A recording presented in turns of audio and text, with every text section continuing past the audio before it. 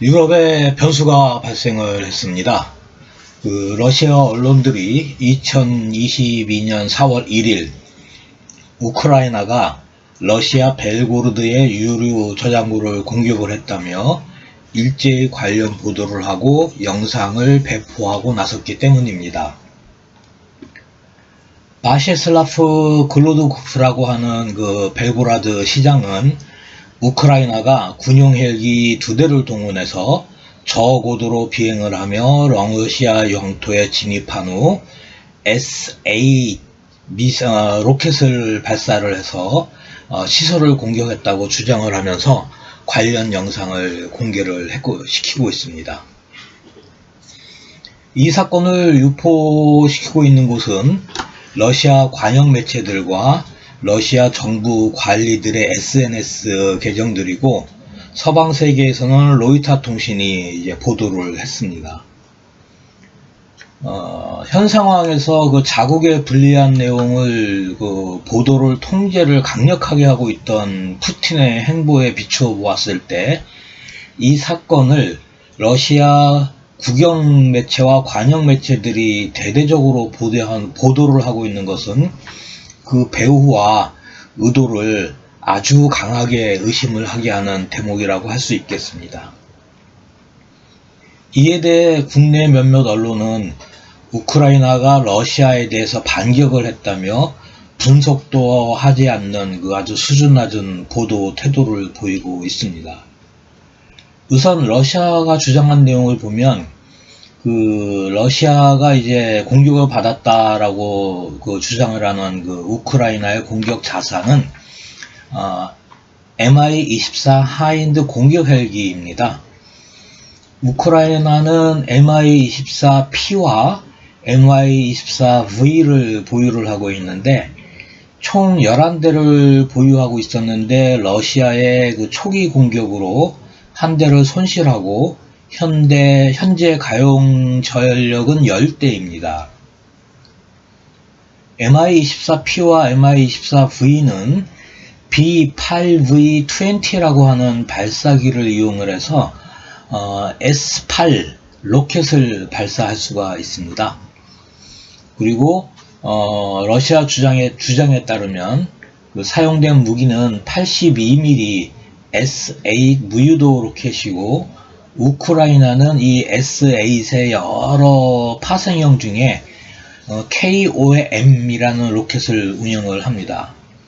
길이는 1570mm이고 중량은 11.3kg, 탄도 중량은 3.6kg에 사정거리는 한 1300에서 한 4000m 정도 됩니다.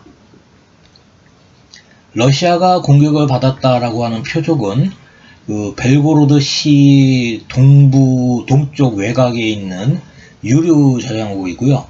좌표는 동경 50도 35분 31초, 북위 36도 40분 18초입니다. 이 유류 저장고의 단지 길이는 380m이고 폭은 170m에 지름이 15m인 대형 유류 저장 탱크가 22개가 있는 아주 대규모의 저장 시설입니다. 그런데 이제 영상을 보시면 이렇게 22개나 대형 유류 저장 탱크가 있는 곳에 이제 폭격이 일어나서 폭발이 일어났는데, 그 폭발의 화염 규모는 되게 작습니다. 그래서 아마 이 유류 저장고 시설이 텅텅 비어 있는 곳이 아닌가 싶기도 합니다. 그래서 이제 러시아의 주장과 공개된 영상에서 보이는 의문점들을 몇 가지 좀 분석을 좀 해보면, 현재 러시아 현지 매체들의 보도 내용은 정말 많은 부분에서 의문점을 야기를 시킵니다. 그래서 이 사안에 대한 진실성에 대해서 굉장히 의심을 갖게 합니다. 그리고 현재 전황에도 맞지 않는 발표이고, 우크라이나군의 전략과 러시아군의 전술에 비추어 보아도 이 보도와 이 발표는 도저히 이해하기가 어려운 상황입니다. 첫 번째 러시아군의 대공방어망 문제입니다. 세계적인 권위를 가지고 있는 제인스 발표에 따르면 벨고로드에는 러시아군 제20 차량화 소총 여단이 상시 주둔을 하고 있고, 인근 보로네즈에는 제3 차량화 소총 사단이 주둔을 합니다. 그리고 최근 전황을 보면 인근에 서는 그 서부 전구에서 이동을 해온 제1전차군이 포진을 하고 있습니다. 이거는 전차 군단입니다. 그 기갑부대에 그는 그 보병부대보다 더 강력한 대공무기 부대가 편제되어 있는 것은 정말 그 상식 중에 상식입니다. 그런데 러시아 본토를 공격을 하는 우크라이나 공격 헬기가 그 러시아 영토에 진입을 했는데도 그 일개 전차 군단이 표진이 되어 있는 지역에 대공방어가 없었다는 것이 그 상식 수준에서 이해하기 정말 어려운 상황입니다. 두 번째는 우크라이나의 Mi-24 하인즈인데요. 우크라이나군의 Mi-24가 이륙할 수 있는 그 가장 가까운 공군기지는 벨고로드에서 남서쪽으로 약 200km 떨어져 있는 폴타바라는 공군기지입니다. 그런데 이 Mi-24는 항속거리가 그 450km에 불과합니다.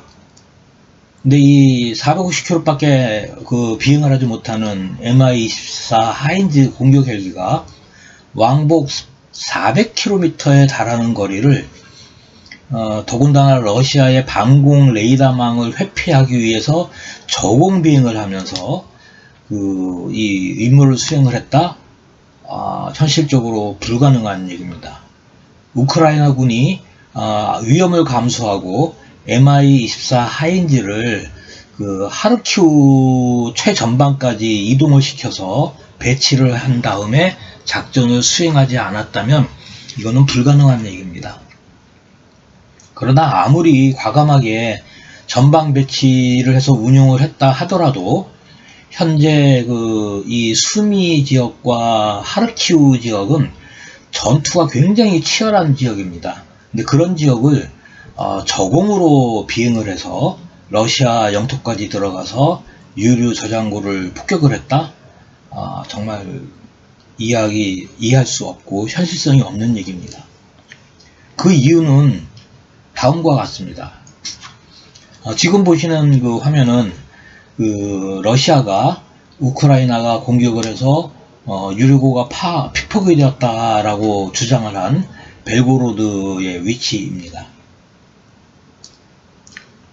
이 화면은 그 친러시아 매체, 그러니까 아니고 친우크라이나 매체가 주장을 하는 2022년 3월 31일자 전황입니다. 즉 러시아의 주장이 아니고 우크라이나의 주장입니다. 그래서 우크라이나의 주장이기 때문에 과장되었다라고 이제 봐야 되는 부분이 있는 것이고, 그렇게 보더라도 지금 보시는 것처럼 이 앞선 두 장의 이 자료를 합치면 지금의 보시는 이제 화면이 나오는데, 러시아 대공 레이더를 회피하기 위해서 그 저공 비행으로 들어왔다라고 그 벨고로드 시장이 분명히 얘기를 했습니다. 그런데 그렇게 가려면 전투가 가장 치열한 수미와 하르키우의 상공을 통과하던가 그 사이에 회랑을 통과를 해서 그 우회를 해야 합니다. 그런데 우회를 하게 되면 Mi-24 항속거리 450km를 넘어가 버립니다. 그래서 우회는 못하는 거고요. 그 상공을 통과를 해야 되는데 결국은 그 러시아군의 대공무기가 드글드글한 그 상공을 통과를 했다는 건데, 글쎄요, 이게 과연 그 실현 가능한 작전이었는지 저는 개인적으로 상당한 의구심을 갖습니다. 또 하나 우리가 생각을 해야 될 부분은 폭격을 받았다는 벨고라드 유류 저장고의 전략적 가치 문제입니다. 이미 보신 바와 같이 이 사진상과 같이 러시아의 이 유류 저장고는 벨고라드시 동쪽 끝에 위치를 합니다. 그래서 러시아의 주장처럼 우크라이나가 이 시설을 공격을 하려면 우크라이나군의 Mi-24는 벨고라드시를 관통을 해야 합니다. 그런데 대공 사격이 없었습니다. 결국 러시아의 대공 방어망 문제가 또 나타나는 겁니다.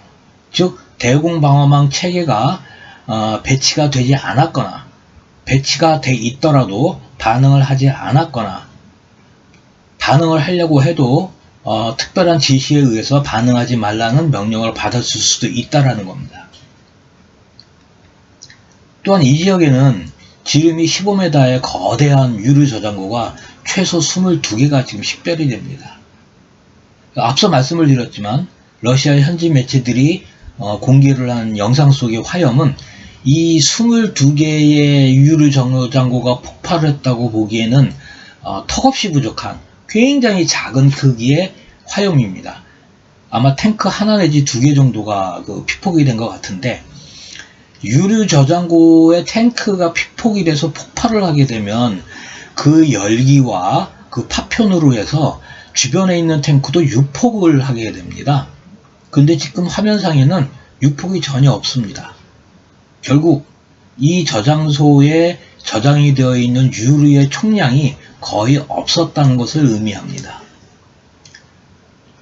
추가로 이곳이 정말 전략적으로 중요한 군사 시설이었다면, 그리고 전략 자산인, 전략 물자인 유류가 저장이 되어 있는 곳이라고 했다면, 우크라이나군은 러시아군의 진입을 저지하기 위해서라도 개전 초에 미사일로 또는 장거리 화포로 이 시설을 공격을 했었어야 합니다.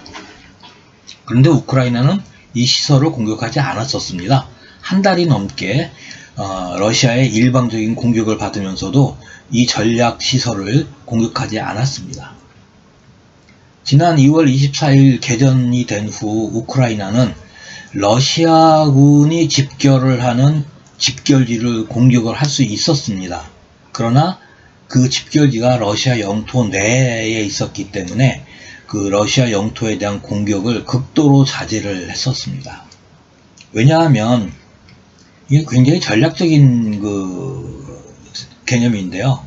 만약에 우크라이나가 러시아 영토에 대해서 공격을 한다면 푸틴은 이를 러시아 국민들에게 애국주의로 선전을 해서 이용할 가능성이 매우 높았기 때문에 우크라이나 입장에서는 공격을 하고 싶어도 그 부분이 굉장히 전략적으로 손해가 많은 부분이기 때문에 피해를 보면서도 한 달 넘게 방어 전략으로 일관을 했던 것입니다.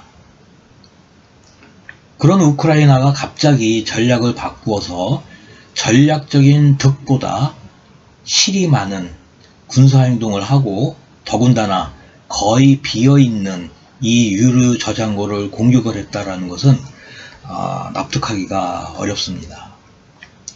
정리를 해보면 우크라이나군의 Mi-24 공격 헬기가 러시아 방공망을 뚫고 벨고라드까지 진출을 했다라는 것은 전술적으로 실현되기 어려운 내용입니다. 러시아군의 대공 부대가 너네 들어와 그리고 폭격해 라고 방치하지 않는 이상 이거는 정말 전술적으로 허용되기가 어려운 이야기입니다. 두 번째는 우크라이나가 Mi-24를 공세적으로 운영을 했다고 하더라도 러시아군의 대공방어 체계가 작동하지 않았다는 것과 전략물자인 유류 저장고에 대공방어 부대를 배치하지 않았다는 것은 더더군다나 현실성이 없는 얘기입니다. 세 번째는 러시아 현지 매체가 보도를 하는 이 내용은 러시아 입장에서는 굉장히 치욕스러운 내용입니다. 왜냐하면 우크라이나의 반격을 받았기 때문이고요. 그런데 이 내용을 관영 매체가 대대적으로 러시아인에게 보도를 하고 있는 것도 의심스럽고, 또한 벨고라드 유류 저장고의 폭발 규모가 저장고 전체의 규모에 비해 턱없이 작다는 것도 굉장히 의심스러운 부분입니다. 네 번째는 공격을 했다는 우크라이나는 이에 대한 입장이나 공식 발표가 이 방송을 준비하는 현재 시간까지 전혀 없습니다. 다섯 번째는 푸틴이 러시아 국민을 애국주의로 자극할 만한 군사 행동을 그동안 철저하게 자제해왔던 우크라이나의 방어적 전략과 부합하지 않는 행동입니다. 따라서 우크라이나가 이 작전을 실행했을 가능성은 굉장히 낮습니다. 결론적으로 이는 그 푸틴과 러시아 군부가 궁지에 몰리면서 어떠한 그 전황을 바꾸기 위해 러시아 국민의 애국주의를 자극하기 위해서 기획을 한 자해성 심리전일 가능성이 매우 높아 보인다는 것이 제 개인의 분석과 의견입니다. 이번 편은 여기까지 하겠습니다. 감사합니다.